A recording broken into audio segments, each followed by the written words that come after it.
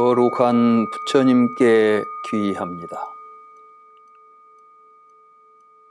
평등한 가르침에 귀의합니다. 평화로운 붓다나라에 귀의합니다. 거룩한 부처님께 귀의합니다. 평등한 가르침에 귀의합니다. 평화로운 붓다나라에 귀의합니다.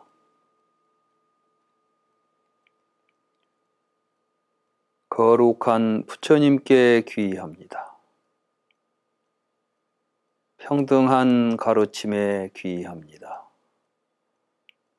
평화로운 붓다나라에 귀의합니다.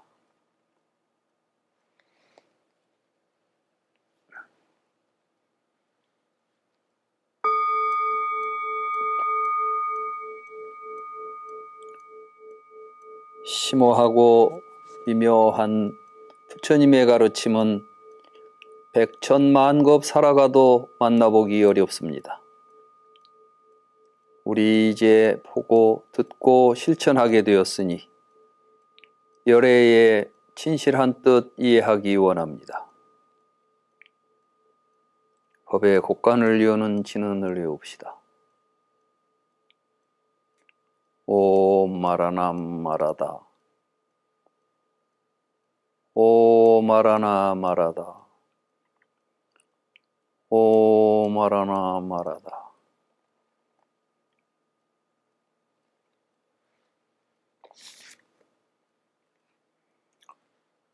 붓다나라 지계 발언문 합송하겠습니다.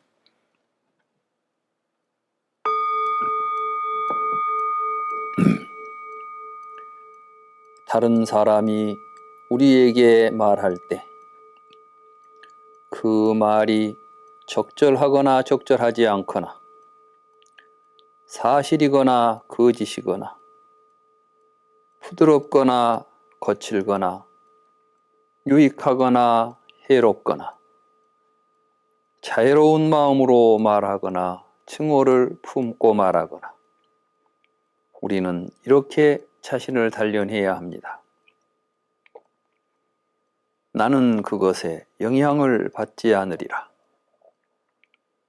나는 악한 말을 하지 않으리라. 나는 이로움과 연민심을 가지고 머물리라. 다른 사람은 폭력을 행할지라도 나는 폭력을 행하지 않으리라. 다른 사람은 살생을 할지라도 나는 살생을 하지 않으리라. 다른 사람은 추지 않은 것을 취할지라도 나는 추지 않은 것을 취하지 않으리라. 다른 사람은 음행을 할지라도 나는 삿된 음행을 하지 않으리라. 다른 사람은 거짓말을 할지라도 나는 거짓말을 하지 않으리라. 다른 사람은 이간질을 할지라도 나는 이간질을 하지 않으리라. 다른 사람은 거친 말이나 욕설을 할지라도 나는 거친 말이나 욕설을 하지 않으리라. 다른 사람은 잡담을 할지라도 나는 잡담을 하지 않으리라. 다른 사람은 타성과 무의식적인 습관에 빠질지라도 나는 타성과 무의식적인 습관에 빠지지 않으리라.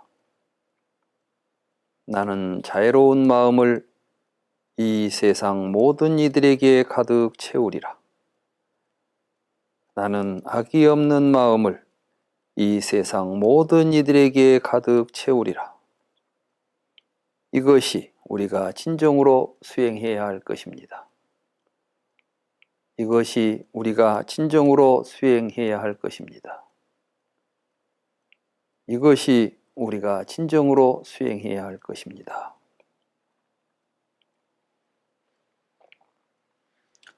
잠시 입정에 들도록 하겠습니다. 편한 자세로 허리를 곧게 세우고 몸과 마음의 긴장을 풉니다.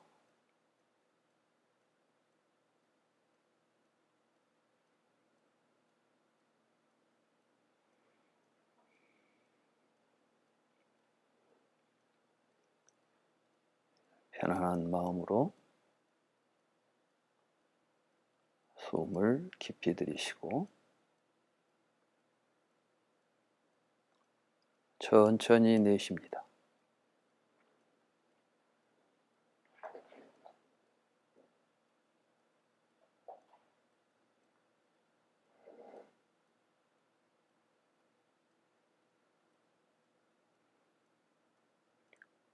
의식을 호흡에 집중하고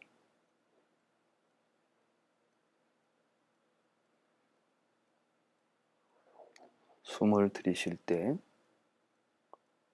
들이쉬는 숨을 알아차리고 내쉴 때 내쉬는 숨을 알아차립니다.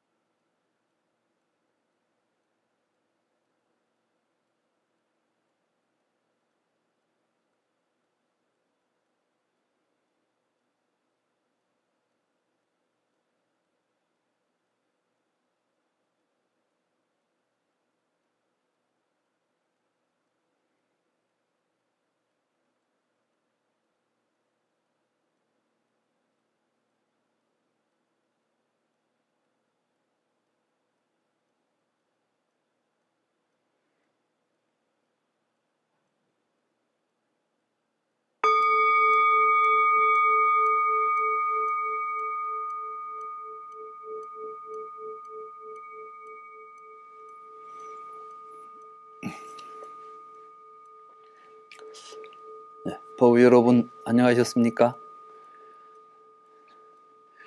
저희들이 지난 시간까지 해서 기신론을 이제 살펴보았고 이제 화엄경 공부를 시작하게 됐는데 화엄경이라는 경 자체가 그렇게 간단한 책이 아닙니다. 현재 이제 크게 화엄경 그러면 이제 80권 화엄, 60권 화엄, 40권 화엄 이렇게 이제 세 종류의 번역본이 있습니다. 제일 먼저 번역된 것은 60권 화엄인데 화엄경이 이제 중요시되면서 다시 보다 더 광범위하게 모아진 더 큰 경을 이제 번역을 하게 되어서 80권 분량의 경이 번역이 됩니다. 그리고 또 뒤에 입법계품이라고 하는 여러분들이 잘 아는 선제 동자가 이제 구법을 하는 내용으로 구성되어 있는 화엄경을 이제 따로 또 번역을 해서 그걸 이제 40권 화엄이라고 부르고 있습니다. 그러니까 이제 뭐 60권이 됐든 80권이 됐든 화엄경의 절반은 입법계품이라고 하는, 다시 말해서 법계에 깨쳐 들어가는 이제 이야기를 담은, 이게 이제 선제 동자가 주인공이 돼가지고 여러 보살들을 찾아다니면서 법을 듣고 또 실천 수행을 해가는 그러한 그 모습을 꾸미고 있는 경전이 이제 절반의 분량을 차지합니다.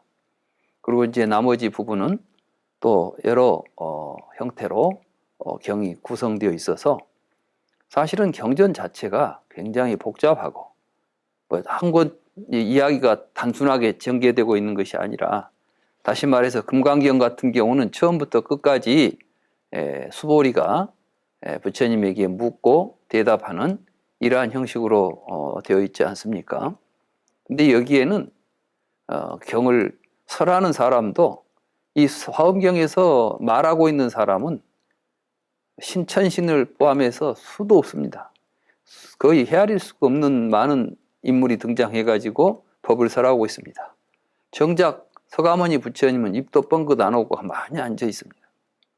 이게 이제 화엄경이에요. 그러니까 뭐 화엄경에서 서가모니 부처님이 무슨 설법을 할 것이다 이런 내용이 아니라, 부처님은 그냥 처음에 등장해가지고 깨달았다는 이야기만 나옵니다. 그런데 그 깨달은 경계가 무엇이냐는 이야기를 이제 하기 시작하는데, 하늘에서 천신들이 내려오고 불보살들이 나와가지고 부처님은 이런 걸 깨달았다, 부처님의 세상은 이렇다, 뭐 이런 이야기들을 이제 쭉 하는 것이죠. 그냥 뭐 화엄경, 막 이게 법성기에 나온 거 보니까 막 일중일체 다중을 해서 아주 뭐 화려한 뭐 이론이 전개될 것이다, 그런 기대를 가지고 보면 참 이제 그 말은 별로 나오지 않아요. 물론 이런 이야기가 없는 건 아닌데, 그 많은 이야기 속에서 이제 어쩌다 한바디씩 나오는 이야기들이 이런 이야기들입니다. 그래서 사실 이제 뭐 화엄경 하자 여러분들이 이제 했을 때 어떻게 이걸 할까? 처음부터 끝까지 읽어가면 지난번에 말씀드렸듯이 1, 2년에 될 일이 아니라, 이게 귀신론 가지고 1년 했는데, 그거 한 권짜리 갖고 1년 했는데 80권짜리를 읽고 앉았으면 80년은 걸려야 될 이야기인데, 그게 뭐 될 일도 아닌 것이고.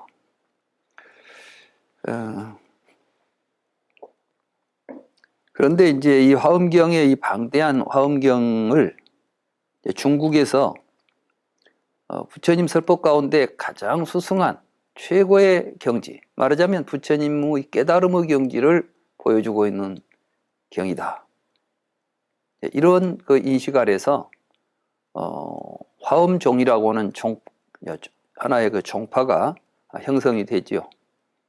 그렇게 해서 이제 이 화엄경은 다른 어떤 경보다도 많은 사람들이 관심을 가지고 연구하는 대상이 되었고, 그런 결과물들이 화엄학이라고 하는, 말하자면 이 화엄경을 중심으로 해서 많은 어떤 이야기들이 서로 오가는 가운데 하나의 학문의 세계처럼 화엄학이라고 하는, 불교학 가운데서 화엄학이라고 하는 이러한 그 장르가 형성될 정도로 굉장히 복잡하고 다양한 모습을 보이고 있는 것이 화엄경입니다. 그렇기 때문에 화엄경을 우리가 어떻게 볼 것인가, 무엇을 이야기할 것인가 하는 이야기만 하더라도 사실은 그렇게 간단한 문제가 아닌 것입니다. 그러면 내가 누구한테 화엄경 들었다. 그 기독량 몇 번 한 것을 우리가 화엄경을 들었다고 할 수도 없는 것입니다. 저는 이제 이번에 그래서 뭐 다른 사람이 뭐 이야기해 놓은 이야기를 중심으로 하기보다는 화엄경에 나온 이야기들을 직접 한번 도대체 어떤 이야기가 있는지 한번 이제 살펴볼 것입니다. 또 그 이야기를 한문으로 살펴보면 이게 또 한문이 있고 해석하고 뭐 토달고 하고 있으면 이것도 하세월이라. 그래서 이제 제가 다행히 한 30여 년 전에 이 화엄경 중요한 품들을 번역을 해놓은 게 있습니다. 그래서 이번에 우리 법근법부가 이제 거의 다 타이핑을 완료했다고 그래요. 그래서 다음 주에는 다 끝난다고 그럽니다. 그래서 이제 그 양도 원고지로 600매, 700매 되는 지금 양이기 때문에 그걸 또 뭐 책으로 내서 여러분들한테 주려고 생각하면 뭐 책을 만들고 발송하고 하는 것만 해도 이게 보통 일이 아니라. 근데 또 그거 준다고 해봤자 여러분들이 뭐 그거 가지고 강의 듣는 이외에는 뭐 서로 별로 볼 일도 없을 것 같고, 꼭 필요하신 분들은 저희들이 이제 그 이메일이나 이런 걸 통해서 이제 올리면 그걸 다운받아서 직접 이제 인쇄해서 보시면 좋겠고, 강의할 때 화면에 번역본을 올려서 같이 살펴보는 그러한 식으로 강의를 진행할까 합니다. 그래서 이제 이 화엄경의 그 복잡한 것을 언제 우리가 다 보고 있냐, 이런 인식은 아주 오래전부터 있었습니다. 그래서 이제 뭐 어떤 분이 또 그 청량국사 진관이라고 하는 분이 쓴 왕복서라고 하는 것을 한번 읽어봅시다. 이것도 이제 화엄경의 큰 뜻을 이제 간략하게 정리해서 서문으로 쓴 게 이제 왕복서라고 하는 건데, 진관이라고 하는 중국의 화엄종의 큰 스님이 쓴 화엄경에 대한 말하자면 개요라고 할까? 뭐 그런 내용이 되겠습니다. 근데 이제 그보다도 더 선배가 되는 훨씬 이제 먼저 화엄종으로 말하자면 첫째 이제 우리가 보통 화엄종 하면 이제 누가 화엄종을 처음 연 사람이냐 이렇게 이제 보통 이야기를 하면 가만 있어라, 누구였지? 의상조사 법장 말고 그 스승 두순 지엄 스님, 지엄 두순 지엄. 근데 이제 지엄 스님이라는 분이 처음 이제 실제로 이 화엄학을 가지고 이제 화엄종이라고 하는 종을 열게 되는데, 옛날 분들은 뭘 하면 자기가 했다 하면 그 안 돼요.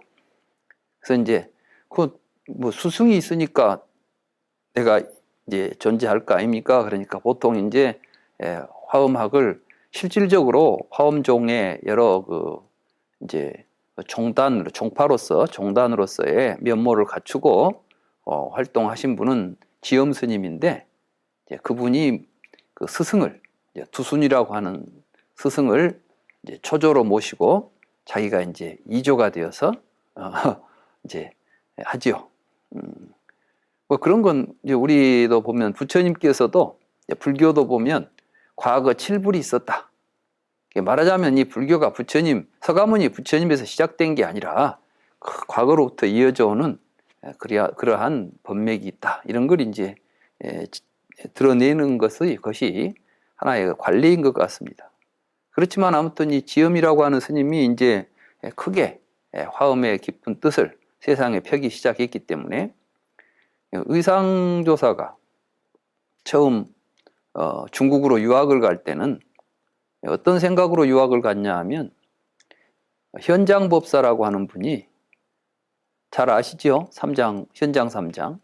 이분이 이제 인도에 가서 많은 불경을 가지고 와서 역경 사업을 하고, 인도의 그 새로운 이제 말하자면 중국에서 본다면 이제 유학생이 와가지고 옛날에는 중국에는 그냥 중국에 전해진 그 인도 쪽 저쪽 서쪽에서 온 스님들이 인도말을 한문으로 번역해 놓으면 그걸 가지고 공부하다가 이제 진짜 본토에 가서 그 산스크리트로 공부를 해가지고 온 스님이 이제 들어온 거예요. 거기다가 또 산스크리트 원본을 가지고 또 그걸 또 번역을 하면서 강의를 한다는 소문이 나니까 주변에 있는 이제 여러 나라에서 뭐 우리 한국에서도 원효 스님하고 의상 스님이 같이 중국에 유학 가자 해서 이제 가다가 원효 스님은 도중에 갈 필요가 없다고 생각하고 돌아왔고 의상 스님은 갔는데 어떤 인연인지 가서는 그거보다는 화엄학이 그때 이제 같이 화엄학도 굉장히 이제 성하게 이제 당나라에 드디어 이제 종파 불교가 본격적으로 형성되는 그러한 시기입니다. 그래서 그때 이제 지엄 스님 문화에 들어가서 화엄학을 공부하신 것입니다. 그리고 이 전설에 의하면은 지엄 스님에게 화엄학에 대한 그동안 공부한 화엄병에서 이야기하고 있는 부처님의 깨달음의 경지가 또 이야기하고 있는 내용을 좀 압축해서 글을 써오라 해서 이제 졸업 논문 비슷하게 이제 하나 만들어낸 글이 있었다고 합니다. 근데 그걸 가지고 지엄 스님에게 이제 올렸더니 지엄 스님이 그걸 불태워버렸다고 그럽니다. 그리고 나서 불에 타지 않은 글자만 모았는데 그게 210자였다고 그래요. 그래서 불에 타지 않은 이 글을 가지고 다시 글을 만들어 놓은 게 화엄일승 법계도다. 그리고 의상 스님은 남긴 글이 이것 하나입니다. 그러니까 이제 사실은 그 화엄학에 대한 뭐 많은 책들을 막 쓴 사람이 있는데 의상 스님이 쓴 하나의 그 화엄학에 대한 글은 바로 이상주사 법성계이고 이 법성계에 대한 간단한 설명, 해설을 붙인 게 이제 의상 스님의 글이라고 알려져 있습니다. 원효 스님은 그 당시 중국, 한국, 일본을 통해서 가장 많은 저술을 한 저술가로 알려져 있고 그러니까 신라의 두 고승이 있지 않습니까? 원효와 의상이라고 하는. 근데 가장 많은 책을 쓴 분은 원효 스님이고 사실은 가장 적은 글을 남긴 분은 의상 스님이다. 이렇게 말할 수가 있습니다. 근데 제가 볼 때 이제 의상 조사는 여러 가지 어떤 그 학술적인 내용보다 이분은 몸으로 그걸 실천하는 그런 수행자였던 것 같습니다. 그리고 사실은 이 법성계 이 한 편이면 더 이상 할 말도 없을 것 같습니다. 저는 이 법성계를 제가 굉장히 좋아합니다. 사실은 제 논문에 제가 쓴 아함의 중도책에도 큰 틀에서 보면 이 법성계의 구조로 되어 있습니다. 그러니까 제가 이제 그때 그 논문 쓸 때는 아침에 일어나서 꼭 이 법성계를 제가 한번 이제 적어보고 말하자면 이제 먹을 갈아서 이제 붓으로 법성계를 1편을 쓰면서 법성계의 뜻을 항상 생각하고 하루를 시작했던 이런 글이기도 합니다. 그래서 저는 이제 이 법성계가 굉장히 항상 그 마음에 와 닿습니다. 이 법성계의 구조를 보면 참 재밌어요. 거기 그 화엄일승 법계도라고 하는 그림의 한 중간에 보면 법이라고 하는 글자가 한 가운데 있죠. 그렇죠? 지금 커서로 가르치고 있는 게 법인데 거기 밑에가 불이라고 있죠. 그렇죠? 불법. 근데 그 위로 올라가 보세요. 중이라고 되어 있죠. 그러니까 밑에서부터는 불법 승이 되는 거죠. 중은 이제 대중이니까 승이죠. 그래서 이 글의 배치 구조가 바로 이 불법성 3보를 핵심에 가운데 놓고 이제 글이 전개되는 그러한 그 형태를 띠게 됩니다. 그리고 또 이 법에서 시작한 글이 이 미로 같은 그 구불구불한 여러 그 구비를 거쳐서 마지막에 도착하면 바로 처음 시작했던 그 자리로 다시 돌아옵니다.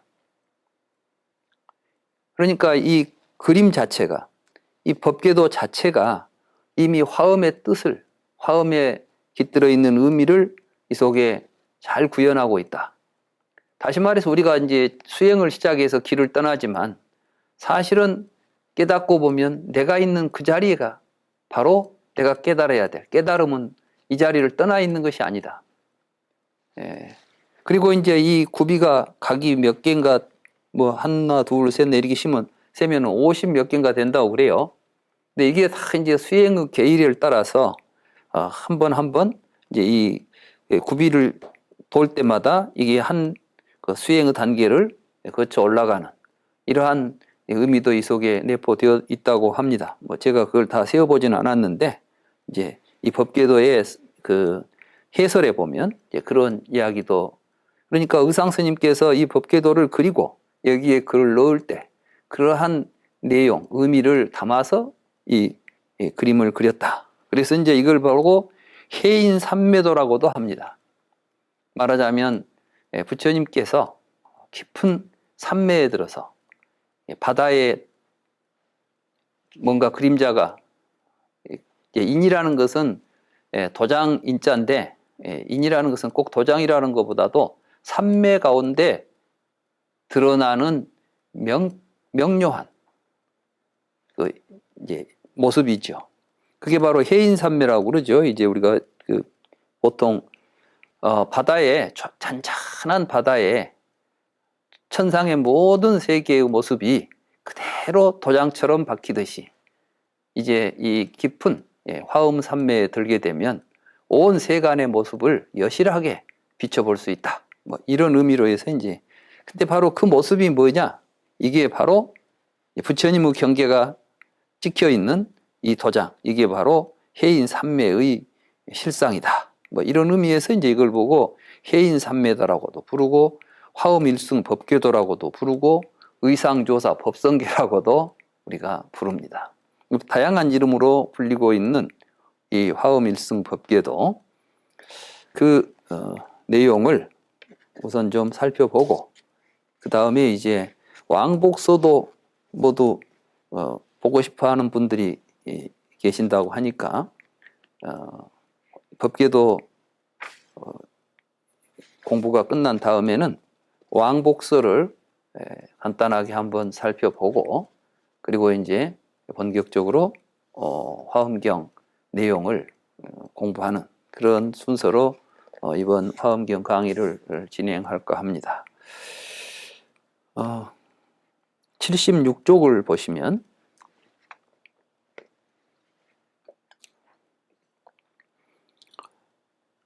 법궤도는 크게는 세 문으로 되어 있습니다. 그러니까 문이라는 것은 이제 어떤 문장을 구분할 때 가장 큰 단위가 이제 여기서는 문이지요. 제1문, 자리행. 그 다음에 이제 77쪽에 가면 8-2 그래가지고 제2문, 이타행. 그리고 8-3에 가면 변 수행자 방편급 득이익 이렇게 돼 있죠. 그러니까 이 법성계의 구성은 크게 이 자리는 우리가 스스로 자기가 불과를 성취하기 위해서 하는 수행입니다. 수행을 할 때. 그 다음에 이제 이타라는 것은 이렇게 해서 닦은 수행의 공덕을 이제 회양하는 것. 다시 말해서 여러 중생들을 위해서 이 법을 실제로 실현하는 것. 그리고 나서 이제 제 세 번째, 수행자가 이때 이제 써야 될 방편은 어떤 것이고, 또 그렇게 해서 얻게 되는 이익은 어떤 것인가. 그러니까 크게 이제 본다면 제 3문은 다른 경에서 이야기한다면은 다른 경에서는 이제 정종분, 그 다음에 이제 뭡니까 서분, 정종분, 유통분 그러죠. 그런 것처럼 제 3문은 유통분에 해당하는 부분이다 이렇게 볼 수가 있습니다. 그래서 이런 세 가지 이제 구분이 되어 있다는 것. 우리가 뭐 법성계 외울 때는 이런 구분 없이 외우지만 사실은 이 법성계 안에는 이렇게 주제별로 순서대로 잘 배치가 되어 있다. 이런 것을 이제 알 수가 있겠죠. 여기 지금 이것은 이제 이 법계도에 대한 해설을 이제 아마 해놓은 그 내용을 제가 요약 정리해서 지금 여기에 여러분들에게 소개하고 있습니다. 그럼 먼저 오늘 자리행에 대해서 한번 살펴보겠습니다. 제1 현시 증분. 이 현시 증분이라는 것은 깨달음이 이제 증이라는 것은 깨닫는다는 뜻이에요. 증득한다, 깨닫는다. 그러니까 이 깨달음의 내용을 지금 현시하는 거예요. 그러니까 우리가 깨달으면 어떤 내용을 우리가 깨닫게 되는가? 우리가 깨달아야 될 내용이 무엇인지 이것을 지금 보여주는 것이 현시 증분입니다. 그게 이제 법성원룡무이상, 제법부동, 본래적, 무명무상 절일체, 증지소지, 비여경. 이게 이제 우리가 깨달아야 될 경지, 깨달음의 경지를 지금 이야기한 것입니다.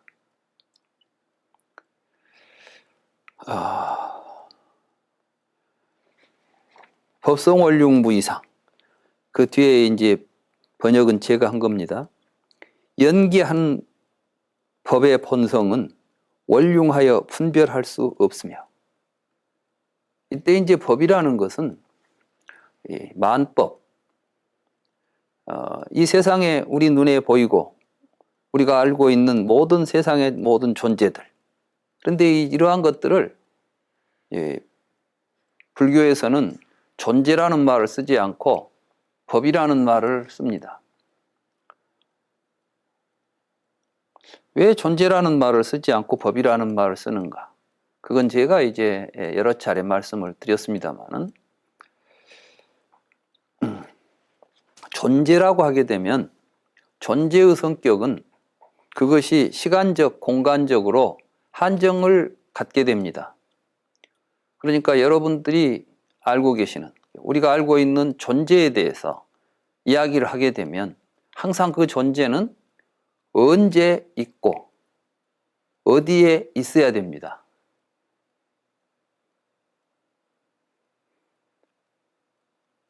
우리가 어떤 존재를 이야기할 때 시간적으로 어디에도 없고 공간적으로도 어느 때도 없고 어느 곳에도 없으면 그것은 없는 것입니다. 그러니까 우리가 있다는 말을 사용하게 될 때는 반드시 언제 어디에 있어야 됩니다. 근데 언제 어디에 그것이 있다는 말은, 그러면은 A는 A라는 지점이 있고 B는 B라는 지점이 있다고 한다면은 사실은 A는 A라는 시간과 공간에 의해서 고립되어 있고 분리되어 있는 어떤 시공간을 차지하고 있는 것이고, B는 B대로 분리된 시공간을 차지하고 있다는 것. 이것이 우리가 알고 있는 존재의 가장 기본적인 모델입니다. 그러니까 A와 B는 공간 속에 존재하고 있으면 그건 절대로 하나가 될 수 없죠. A는 A 공간을 차지하고 있고 B는 B 공간을 차지하고 있으니까 A는 A로 있고 B는 B로 있어서 이것은 두 개의 사물이 있는 것입니다. 서로 분리되어 있는 것이죠.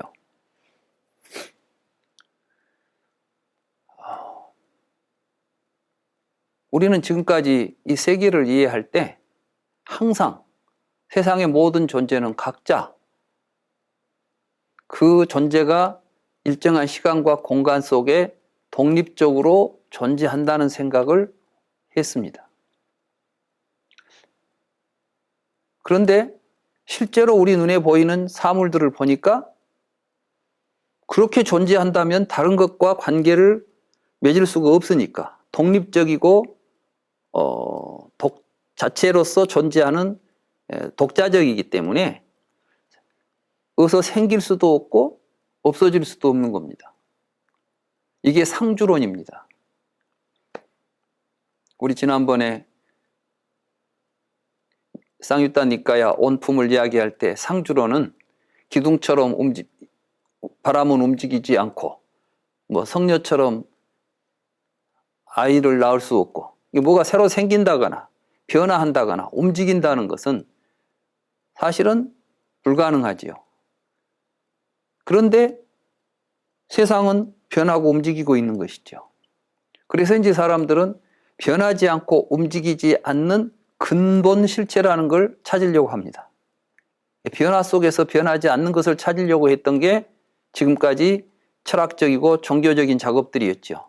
천지를 창조하고 있지만 이 천지를 창조한 하나님은 예나 지금이나 똑같이 존재하고 있습니다. 그래서 진짜 존재하는 것은 오직 그 신뿐이고 신에 의해서 만들어진 것은 다 허망하게 존재한다. 뭐 이런 이론들도 나오는 것이죠. 그런데 부처님께서 깨달은 것은 변하지 않고 공간적으로 독립되어 있는 것은 없더라는 것입니다. 그리고 가장 근본적인 분별은 나와 세계입니다.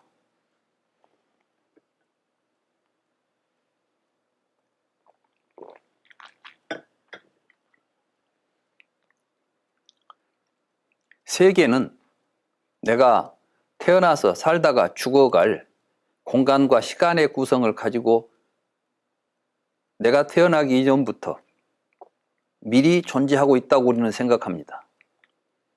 그리고 나는 어느 시점에 그 세계 속에 뛰어 들어와 가지고 우리는 그걸 이제 태어났다고 생각합니다. 그리고 일정 시간 동안 일정한 공간의 크기를 가지고 존재하다가 죽으면 그 시공에서부터 사라진다고 생각합니다. 그렇기 때문에 이때 이제 우리에게 하나의 또 질문이 생깁니다. 내가 여기서 사라지면 어디로 갈까지요? 그래서 나타나는 게 내세입니다.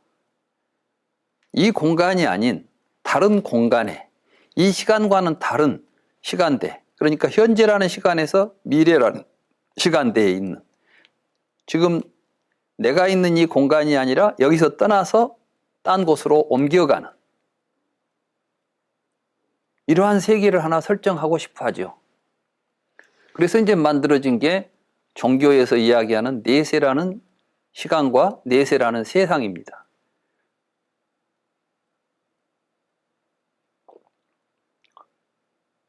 이게 이제 우리들이 지금까지 보고 있는, 우리들 의식이 가지고 있는 세계에 대한 모습이었죠. 존재로 본 세상입니다. 이 세상은 존재들이 모여 있는 곳이고 그 존재들은 각자 독립적인 것이고 그 독립적인 것들이 시간과 공간 속에 이동하고 있다. 아마 여러분들은 나는 그런 생각 해본 적이 없습니다라고 이야기할 줄 모르겠습니다. 그런데 여러분들이 직접 그 생각을 안 했다 할지라도 이미 그 생각의 구도 속에서 생각하고 말하고 살고 있는 것입니다. 그렇기 때문에 누가 그런 이야기를 하면 그럴듯하게 느껴지는 것이죠. 맞다라고 생각하는 것이죠. 그래서 우리 주변에 윤회한다는 생각을 버리지 못하는 것입니다. 그런데 여기서 분명히 부처님은 법성은, 그러니까 우리 앞에 보이는 개개의 사물처럼 보이지만 그들이 가지고 있는 공통된 성질, 본성은 원륭하여, 원륭이라는 것은 이 융, 우리가 뭘 이제 둘을 가지고 하나로 합칠 때 기계적인 결합과 화학적인 결합이 있죠. 기계적인 결합은 공간 속에서 서로 공간이 없이 붙어 있지만 언제든지 떼내면 그 사이에 공간이 다시 들어가서 똑같은 상태로 분리가 가능합니다. 그러니까 시계를 분해하면 부속품들이 다 떨어져 나오죠. 다시 조립하면 똑같은 상태로 다시 조립이 되죠. 그런데 이것은 결합은 되어 있지만은 원융하게 융합은 되어 있지 않습니다. 그런데 우유와 물을 섞어 보십시오. 둘이 서로 섞이죠. 그런데 이제는 물하고 우유하고 분리해보자 해가지고 분리하려고 하면은 둘로 분리가 됩니까? 안 됩니까? 이런 걸 융이라고 그럽니다. 말하자면 금하고 은을 한쪽에 금을 놓고 한쪽에 은을 놓고 붙여놓으면 이건 결합이고 금하고 은을 녹여가지고 합금을 해놓으면 융합이라고 그럽니다. 근데 우리가 볼 때 이 세상은 모든 존재들이 서로 결합된 구조지 융합된 구조로는 안 보이죠. 나하고 이 의자하고 이렇게 서로 붙어 있지만 지금은 공간 없이 엉덩이가 딱 이 좌복에 붙어 있지만 내가 일어서 버리면 금방 좌복은 좌복대로 내 몸은 내 몸대로 떨어져 나오지요. 세상의 모든 것들은 일정한 시간과 공간을 가지고 있으면서 서로 같이 붙어는 있어도 융합된 것처럼 보이지는 않을 것입니다.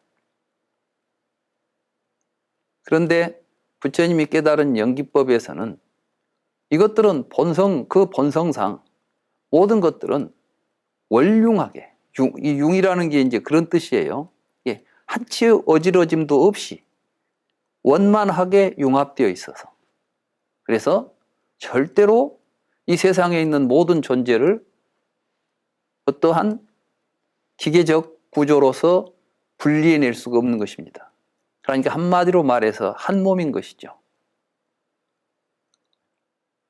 이걸 이제 우리 눈앞에 보이는 사물만 가지고 또 그렇게 볼 수 있지만 보다 근본적으로 여기서 말하는 이상이라는 것은 나와 세계입니다. 나와 내 밖에 있는 세계, 나와 나 아닌 것, 이것이 과연 분리될 수 있는가? 그래서 깨달음의 경지에서 보면 그건 분리되지 않고 있다는 것입니다. 그래서 이제 법성 원융 무이상. 왜냐하면 이 모든 세상의 존재들은 연기하기 때문입니다. 서로 조건이 되고 서로 의지해서 함께 나타난 것입니다. 근데 아비달마에서는 이 연기를 유의법이 존재하는 원리라고 설명을 하고 무의법은 연기하지 않고 본래부터 있는 것이라고 생각을 하게 됩니다.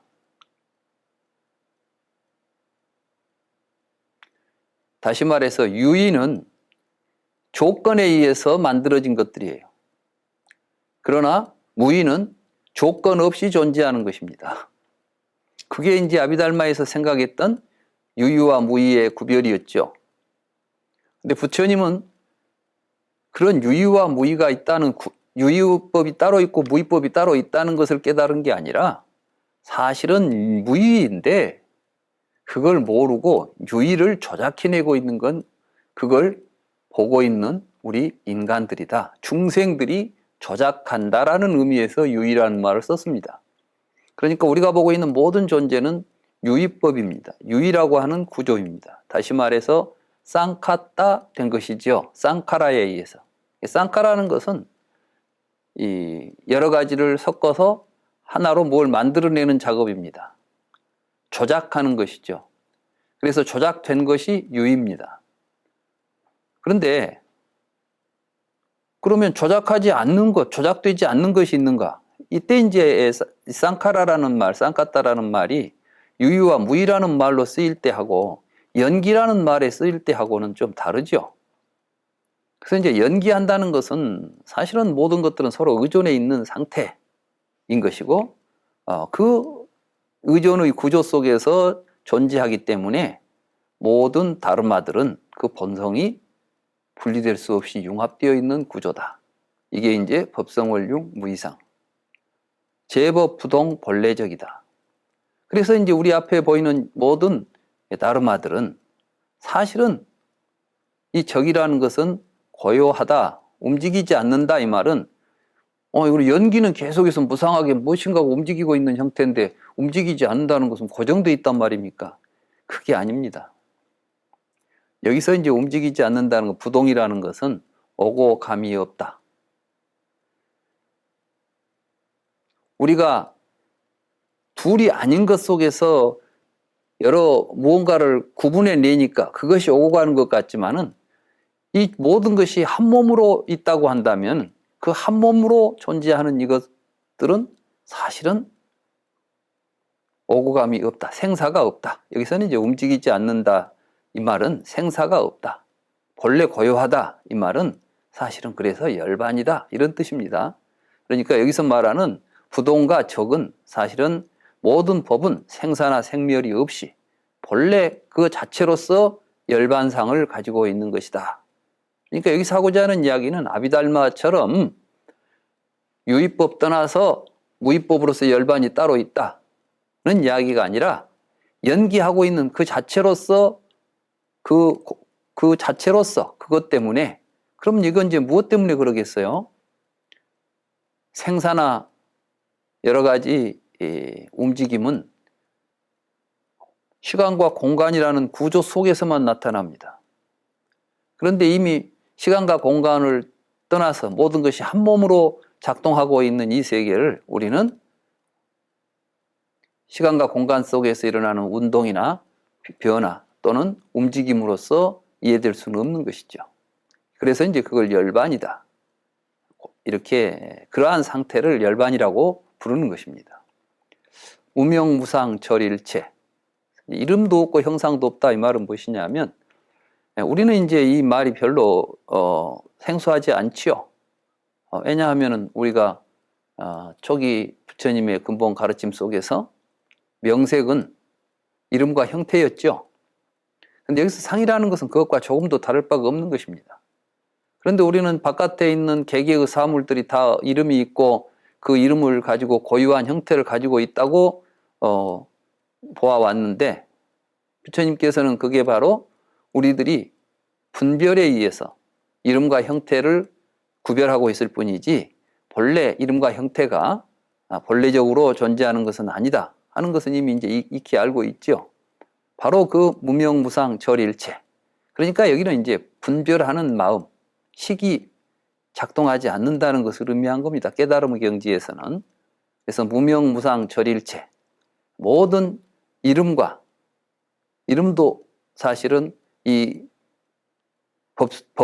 법계, 실상, 우리가 보고 있는 이 법성, 이 다른마의 실상에서 본다면 사실은 이름도 그 사물이 가지고 있는 형태도 본래적으로는 없는 것이고 그래서 우리가 알고 있는 일체 모든 분별이 여기서는 끊어진 곳이다. 그렇기 때문에 정지소지 비여경이다. 정지라는 것은 직접 처음에서 깨달아야 할 부분이지 이름이나 우리가 개념이나 이런 걸 가지고 알 수 있는 것은 아니다. 이게 정지소지예요. 우리가 그걸 그럼 법계를 우리가 어떻게 알고 볼 수 있습니까? 그건 깨달아야만 알 수 있는 것이지 다른 경계는 아닌 것이다. 오늘 이제 이 부분을 한번 생각해 봅시다. 우리 지금 공부하시는 많은 분들이 저하고 여기서 공부하면서 뭔가 이해가 잘 되고 깨달은 것 같이 느껴질 때가 있을 거예요. 이제 다른 사람들 이해하는 걸 보니까 나보다 훨씬 이해가 안 돼. 그리고 보니까 연기에 대해서 나도 이제 잘 이해가 됐어. 그렇죠? 그런데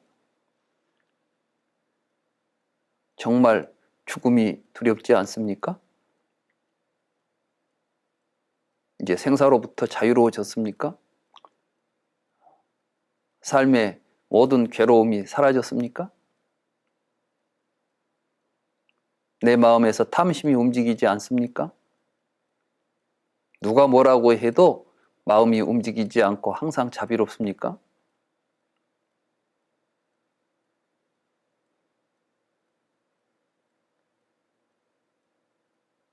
왜 다 한 것 같은데 불경 읽어보니까 모르는 말이 없어. 무슨 말인지 다 알겠어. 반야심경도 다 무슨 말인지 알아.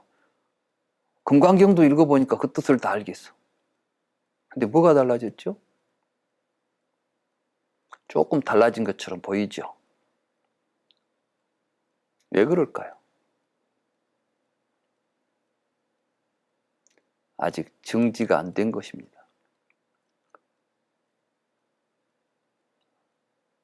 아, 이게 내 몸과 하나구나. 정말 하나처럼 안 느껴지고 있죠. 관념적으로 말죠. 산자나띠입니다. 아, 그래도 우리는 근본불교 우리가 이렇게 공부하면서 붓다나라에서는 아비자나띠 하기로 하고 산자나띠 안 하기로 했잖아. 그래서 우리는 지금 막 산자나띠 안 하고 아비자나띠 하는 걸로 착각하시는 분들이 있을지 모릅니다. 근데 그건 아비자나띠 해야 된다고 해서 되는 게 아니에요.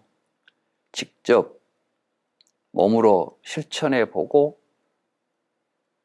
몸으로 그렇구나라고 느끼고 경험하고 체득하는 것이 깨달음입니다.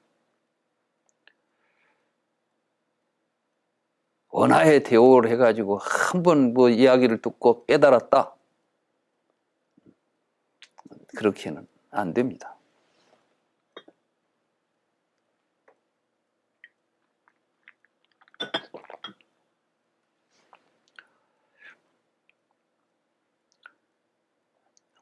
우리 자신이 정말 깨달았다는 것을 스스로 확인하고 싶으면 다른 사람의 아픔이 정말 내 아픔과 똑같이 느껴지는 때를 보십시오. 정말 다른 사람이 아픈 걸 보면 내가 정말 내 몸이 아픈 것처럼 느껴지고 이런 것들이 그렇게 느껴진다면 이게 바로 법성원륜 무이상 제법부동 본래적 무명무상 절일치한 이 깨달음의 경지인 것입니다. 그렇지 않고 뭐 조금 해서 남보다 뭐 좀 이해가 되고 안다고 해서 그걸 가지고 뭐 깨달음이니 뭐이니 이런 이야기를 해서는 안 됩니다. 이게 이제 지금 이 개성이 우리에게 주는 메시지입니다. 우리 주변에 이제 불교 공부를 하고 뭐 학문적으로 하는 많은 사람들이 이해는 잘 한 것처럼 뭘 다 알고 있는 것처럼 그래서 나보다도 아는 사람이 없다고 이렇게 해서는 또 자만심이 생기죠. 벌써 이 자만심 자체가 뭐가 되겠어요? 이게 바로 이상이 안 돼 있는 거예요. 무이상이 안 돼 있는 거예요. 둘이 아닌데 왜 내가 너보다 잘났다, 내가 더 뭐 많이 한다 이런 생각이 어떻게 나오겠습니까?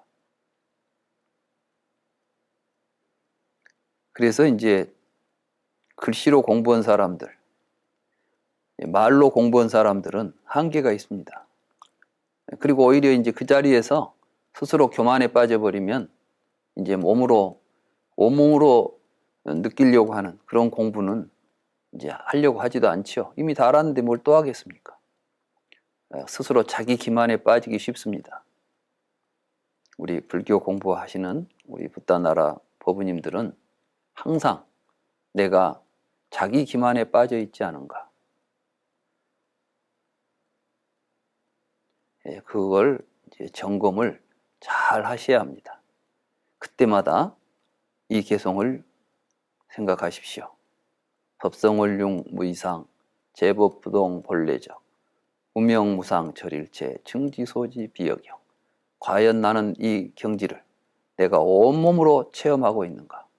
아니면 머릿속으로 그냥 이리저리 그렇다고 아르마리로 그냥 알고 있는 정도인가? 이걸 항상 깊이 생각해야 할 것입니다. 자, 다음 개송 살펴보겠습니다.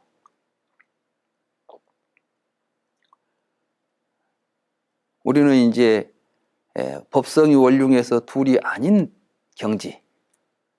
도대체 왜 그러면 이런 것들이 이렇게 둘이 아니고 모든 것은 이름과 형태를 떠나서 모든 것들이 한 덩어리인가?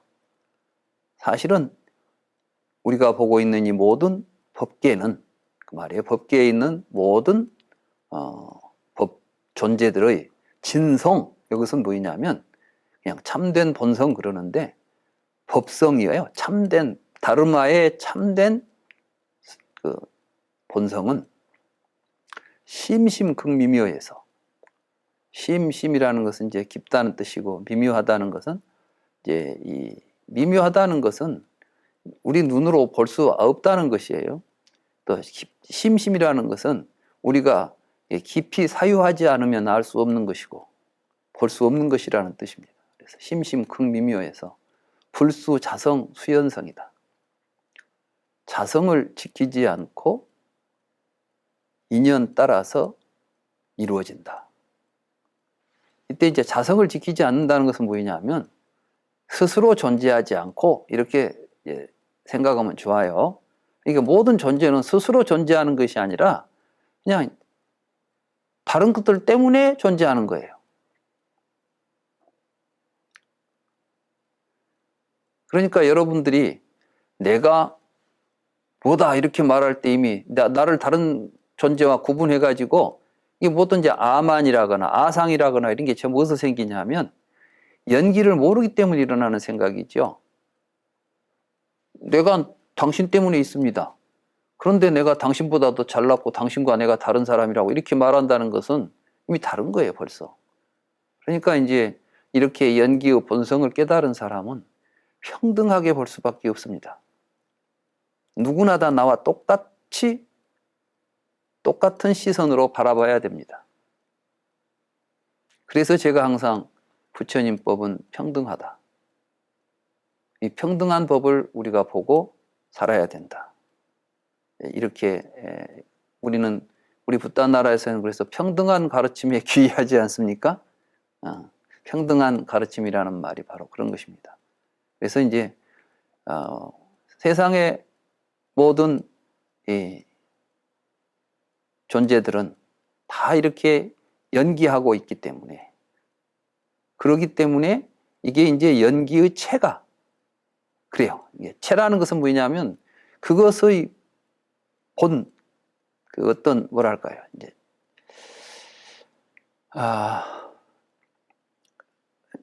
구조, 근본 구조를 말하겠죠. 이것은 바로 자성을 지키지 않고 연에 따라서 이루어지고 있다.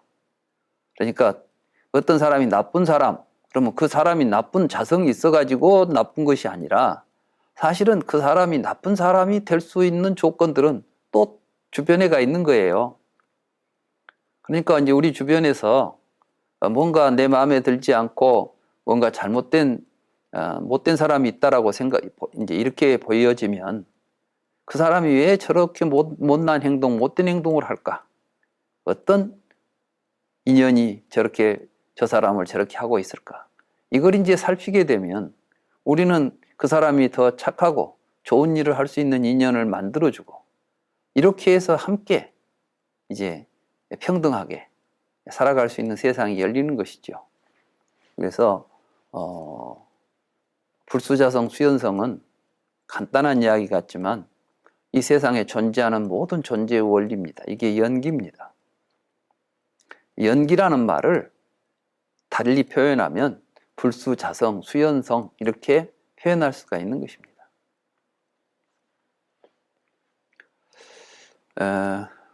그래서 이제 그 다음은 약 다라니 리용 이 변 서법분제. 이 다란이라는 것은 우리가 보통 이제 다란이 이거는 이제 진언이라고도 하고 그래서 이라는 것은 이 화엄학에서는 이 세상을 리와 사라고 하는 두 개의 개념을 가지고 이 세상을 설명을 합니다. 그래서 이는 뭐냐면은 연기의 도리이고, 사는 연기의 도리에 의해서 드러난 현실을 사라고 부릅니다. 그러니까 리사. 그래서 이제 이 리에 따라서 서법을 서로 이제 서로 포용하는, 그러니까 융합이 되는, 서로 융합이 되는 그 이치로 따져서 융합이 되는 도리는 뭐이냐? 그러니까 여기서는 이치를 이야기하기 때문에 실질적인 구체적인 사물이 등장하면 안 되죠. 왜냐하면 구체적인 사물, 우리 눈앞에 드러나는 구체적인 사물은 사에 해당하는 것이에요. 그래서 이제 순수한 이적인 측면에서 보면 일과 다라고 하는 두 개념만 남지요. 그러니까 일중일체 다중일. 하나 속에 모든 것이 들어있고 많은 것들이 하나 속에 또 들어있고. 그러니까 하나가 곧 모든 것이고 많은 것이 곧 하나다. 이게 이제 이러한 도리예요.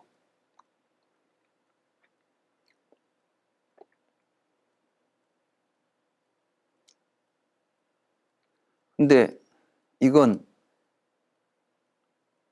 우리가 보통 알고 있는 수학적 구조나 논리적 구조에는 전혀 다르죠. 일체 속에 일은 포함이 되지만 하나 속에 다가 들어갈 수는 없는 것입니다.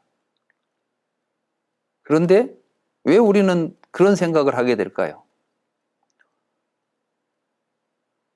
일과 다는 사실은 시간과 공간 속에서 일은 한 부분을 차지하고 있고 다는 많은 부분을 차지하고 있는데, 그러니까 이렇게 일과 다가 서로 융합될 수 없다는 생각을 우리가 하게 되는 것은 그게 바로 이 세상을 시간과 공간 속에 한정되어 있는 존재들로 이해하기 때문에 이것이 이런 생각을 우리가 할 수가 없는 것이고, 이런 이야기를 하면 우리는 당황하게 되지요.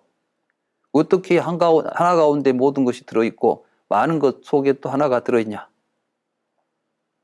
물론 이제 많은 것 가운데 하나가 들어있는 것은 이해가 되는데 하나 가운데 모든 것이 다 들어있다는 이야기는 도대체 이해가 안 되죠.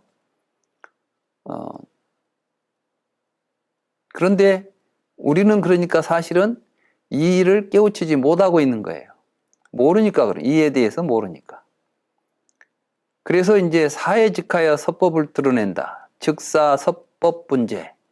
그럼 이제 이거는 뭐냐면 여기서는 이제 일미진. 그러니까 이제 먼지를 하나 예로 든 거예요. 하나의 티끌, 아주 작은 티끌이 그 속에가 시방세계가 사실은 그 안에 들어있고 또 일체의 먼지 가운데도 역시 그렇다. 근데 이것도 어떻게 한 먼지 가운데 시방세계가 들어가지? 일체의 미진 속에가 시방세계가 다 들어있다면 이게 무슨 이야기지? 이해가 잘 안 되죠.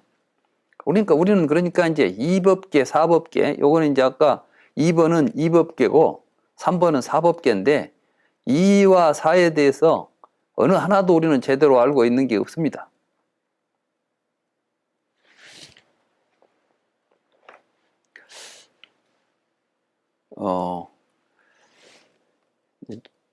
이게 이제 사실은 정확한 건 아니고 또 좋은 건 이제 제대로 된 건 아니지만 이런 것들을 우리가 어떻게 이해할까?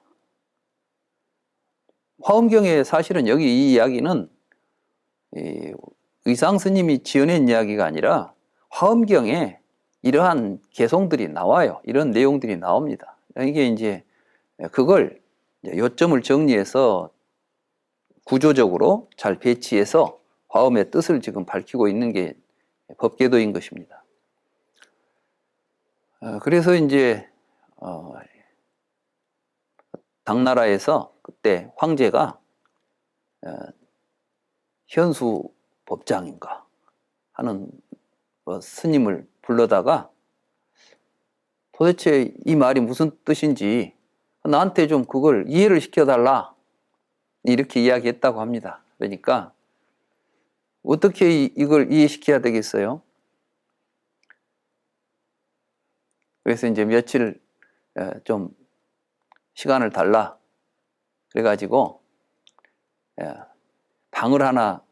방에다가 양쪽에 거울을 딱 정면으로 서로 마주보게 거울을 비춰놓고 그 방으로 그 황제를 데리고 들어갔다고 합니다. 그러니까 황제가 들어가서 보니까 거울이 어떻게 되지요? 거울을 서로 붙여놓으면 한쪽 거울 속에 저쪽 거울이 비치고 이 거울을 비친 게 또 이쪽으로 비치고 하면서 무한히 많은 거울이 한 거울 속에 들어가게 되죠. 저쪽 거울도 마찬가지죠. 거기에 사람이 서 있으면 자기 모습이 이 거울 속에도 들어있고 저 거울 속에도 들어있고 수없이 많은 거울 속에 무한하게 서로 상조하면서 서로 비치면서 이제 들어있는 이 모습을 보여줬다고 그럽니다. 그러니까 그때야 이 말이 빈말은 아니구나. 이런 형태를 현실 속에서 이러한 모습이 있겠구나 하고 이해를 했다고 합니다. 그렇다고 해서 그게 정말 지금 여기서 말하는 일중일체 다중일의 도리겠습니까? 근데 이제 많은 사람들이 그런 글을 읽고 보고 그런 예를 이해하고 나서는 맞아, 알았어. 이제 일중일체 다중일 그런 거야. 탁 이해하고 또 끝내버립니다. 이게 이제 문제입니다. 문장의 한계지요. 글의 한계지요. 우리가 공부할 때.